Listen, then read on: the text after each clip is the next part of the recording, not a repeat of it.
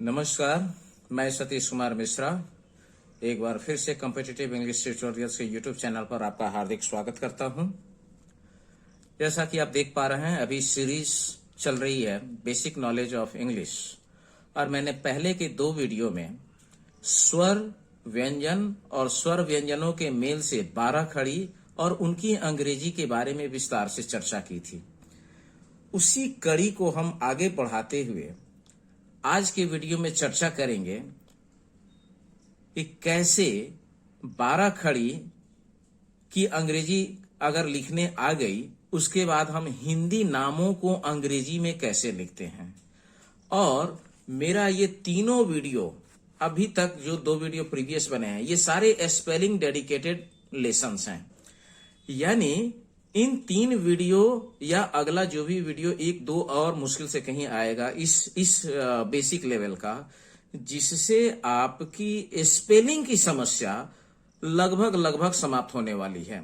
तो वीडियो के अंत तक बने रहें और यदि आप इस चैनल पर नए हैं तो इसको सब्सक्राइब करें, लाइक करें, कमेंट करें और शेयर करें, ताकि ज्यादा से ज्यादा विद्यार्थी इस एजुकेशनल चैनल का लाभ ले सकें और उनके अंग्रेजी की समस्या से उनको मुक्ति मिल सके।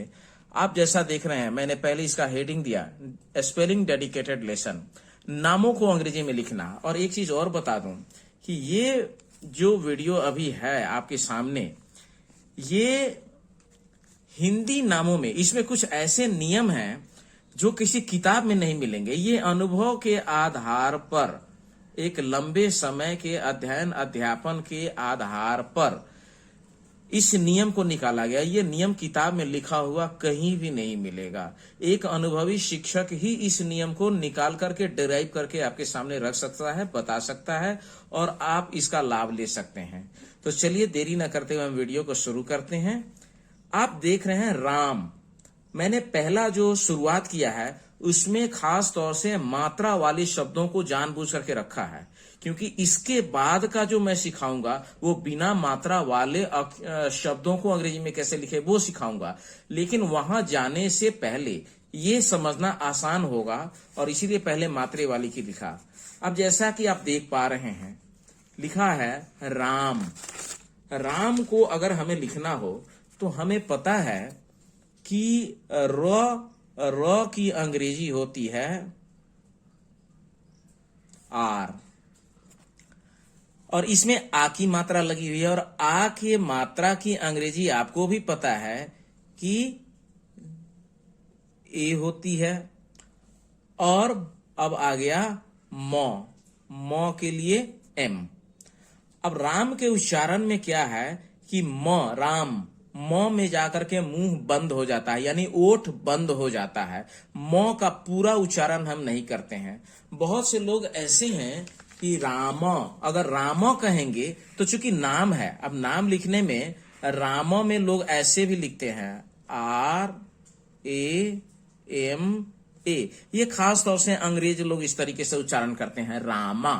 नाम अगर आप ऐसे भी लिख देंगे तो इसे हम गलत नहीं कहेंगे, लेकिन हमारी जो हिंदी भाषा के लोग जो उच्चारण करते हैं उसके आधार पर अगर हम देखें तो सबसे शुद्ध है राम, जो कि मैंने यहां पर लिखा है। अब सा हमें चले तो दंत स है, दंत स की अंग्रेजी हो गई एस और आ की मात्रा लगी हुई है तो इसके लिए आ गया ए, और ह की अंग्रेजी एच, साह।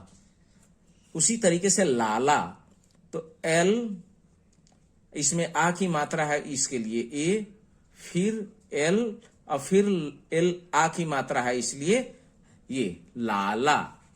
आगे देखिए, चलते हैं राज, तो आर, ए की मात्रा है इसलिए ए और ज की अंग्रेजी।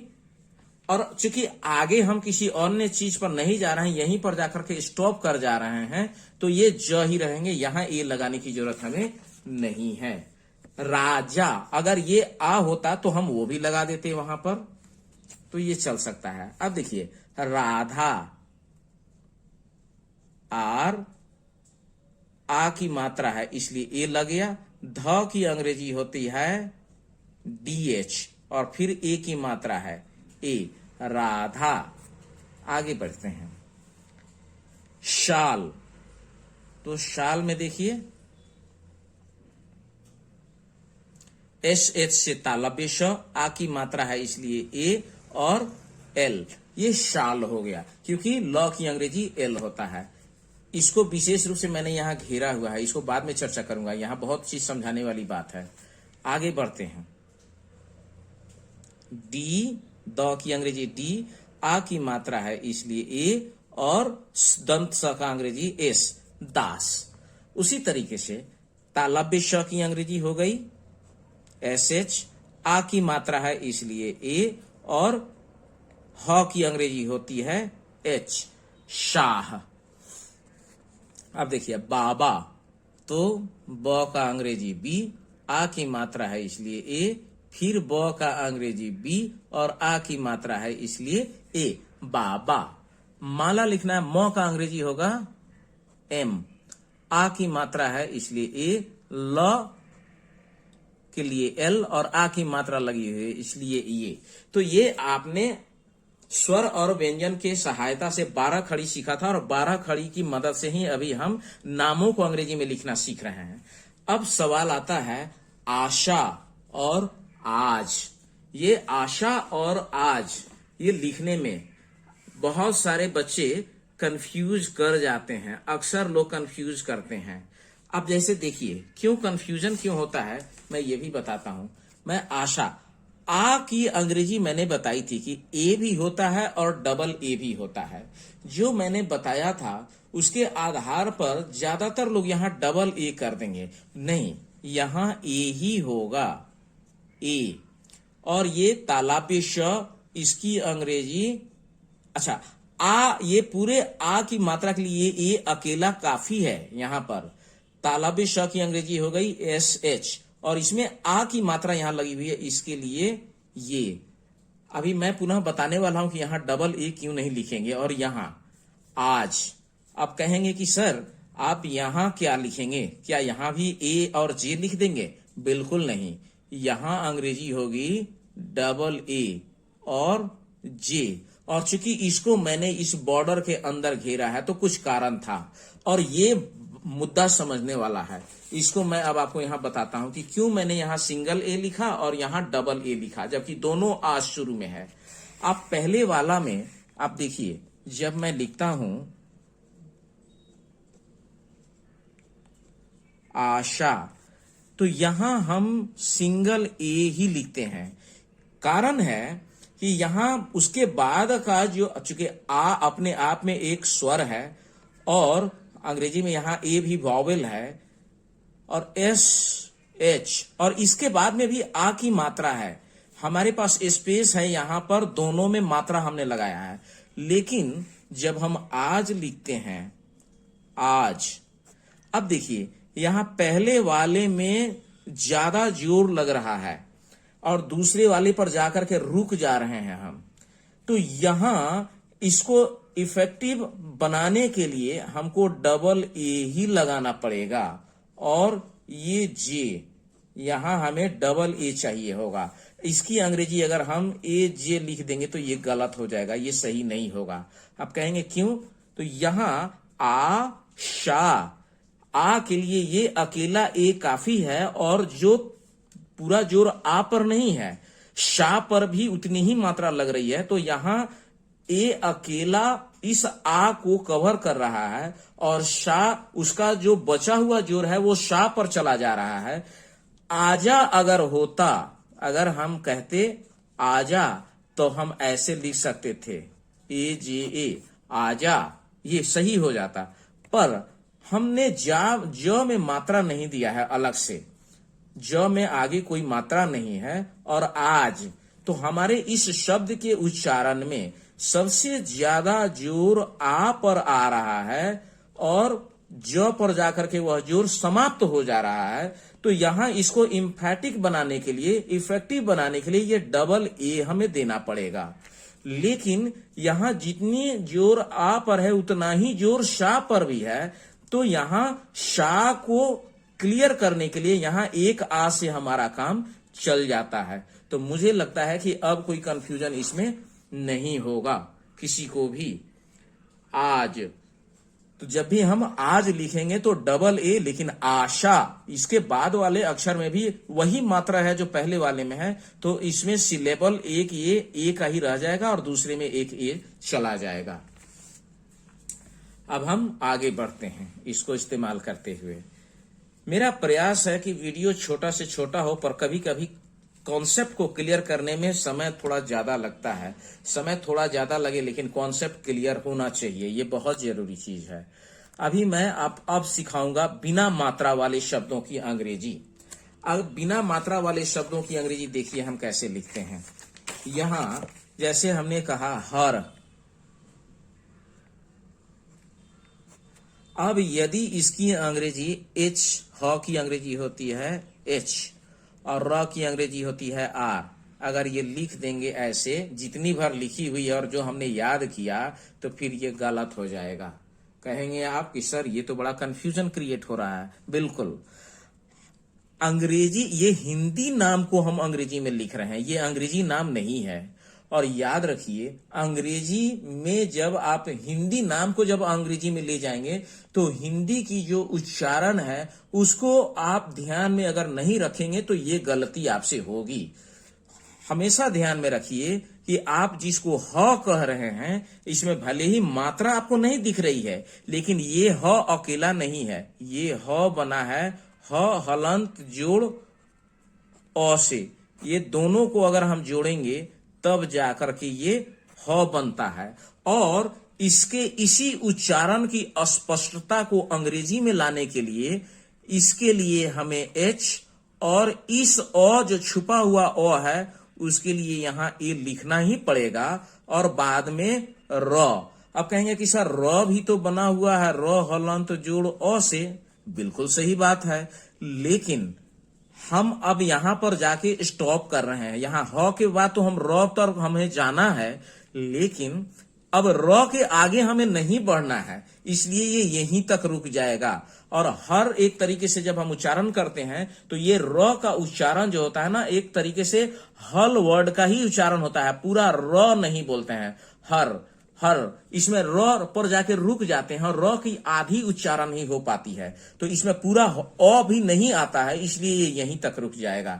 तो हमेशा याद रखिए कि और जो मैं अभी नियम समझा रहा हूं आपको, ये सिर्फ हिंदी नाम को अंग्रेजी में कैसे लिखें ये उसी पर लागू होता है। मैं अंग्रेजी नामों को कैसे लिखूंगा इसकी भी चर्चा करूंगा बाद में।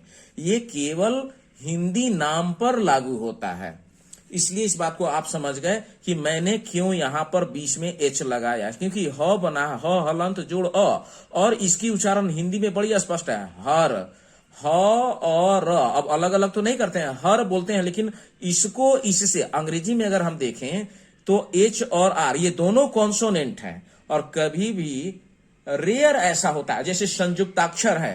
अब अगर हम कहें तो जोड़ र हलंत बनता है, तब ये त्र बनता है ऐसे, लेकिन और इसी की अंग्रेजी टी आर एक साथ है ऐसा। तो संयुक्त अक्षर के लिए तो दो कॉन्सोनेंट एक साथ आते हैं, लेकिन एक नियम ये भी है कि अंग्रेजी में दो कॉन्सोनेंट हमेशा रेयर केस में यूज होते हैं, हमेशा एक साथ नहीं आते हैं, उनके बीच में कोई ना कोई वॉवेल के सपोर्ट से वो भी चलते हैं। अंग्रेजी में भी ऐसा नहीं है कि बिल्कुल हिंदी को ताक पर रख करके वो चलते हैं, तो लगभग बहुत सारी सिमिलरिटी हिंदी और अंग्रेजी दोनों में मिल जाती है।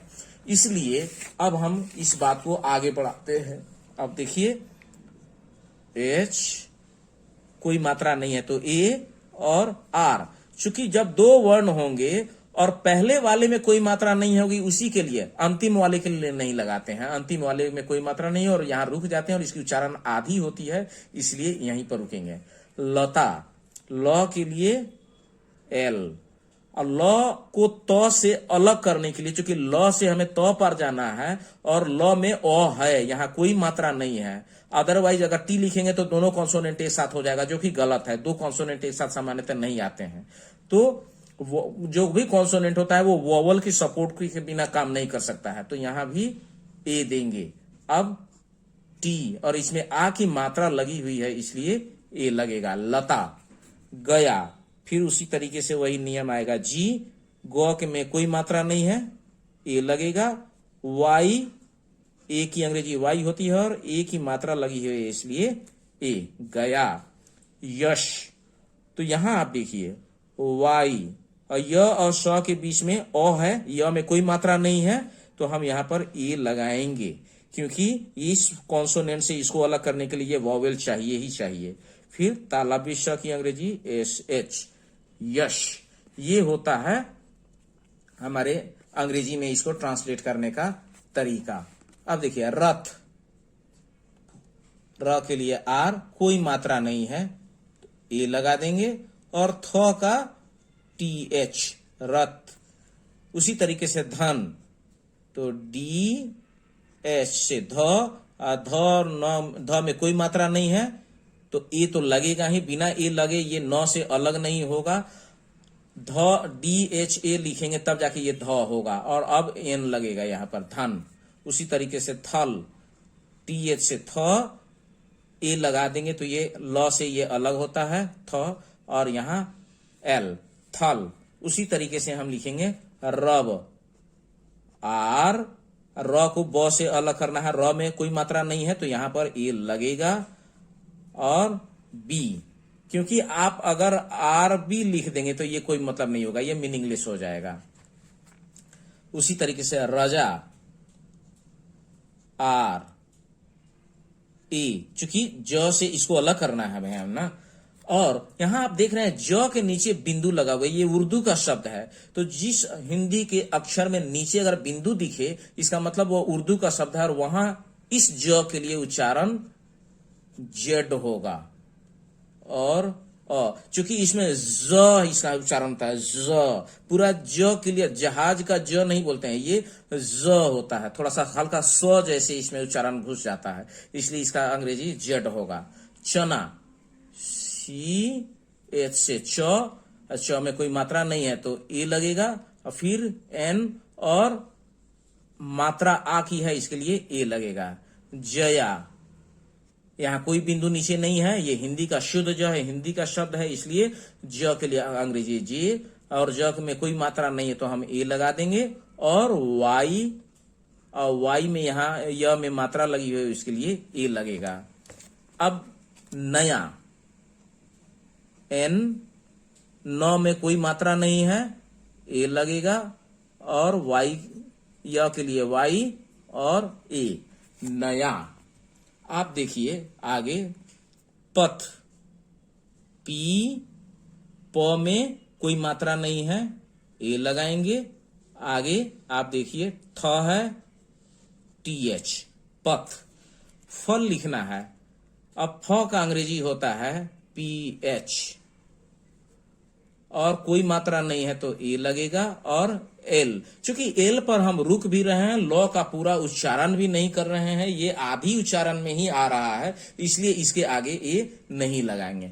शक, एश एच, कोई मात्रा नहीं है, ए लगेगा। और क का के, शक। जल, ज, कोई मात्रा नहीं है, ए, और ल, जल। तो ये आपने देखा, ये हो गई। मुझे लगता है कि यहां तक मुझे रोकना चाहिए, क्योंकि ऑलरेडी ये लगभग 18-19 मिनट का वीडियो हो गया। छोटी बात है लेकिन बहुत मोटी बात है, और ये समझना बहुत जरूरी है। मैं अगली वीडियो बनाता हूं, मैं कोशिश करता हूं कि बहुत वीडियो छोटा ही हो, ज्यादा बड़ा ना हो, थोड़ा सा चीज समझें, लेकिन जो समझें उसको परफेक्ट समझें। तो मैं वीडियो को यहीं पर रोकता हूं। लेकिन अब इसके बाद जब हम चलेंगे तो वो अब 3 अक्षर के शब्द, वहां भी बहुत सारी बात समझने वाली आएगी, और इससे भी ज्यादा महत्वपूर्ण चीजें उसमें मिलेंगी। तो मुझे लगता है कि इसमें इसको एक वीडियो में समेटने के बजाय 2-3 वीडियो में मैं अगर कंक्लूड करूंगा तो छोटी छोटी बात समझ में भी आएगी और आपके लिए भी आसान होगी। तो मैं इस वीडियो को यहीं पर रोकता हूं। यदि आपको वीडियो पसंद आया हो, कोई सुझाव हो, आप कमेंट करके बताएं। मैं शिक्षाविदों से आग्रह करूंगा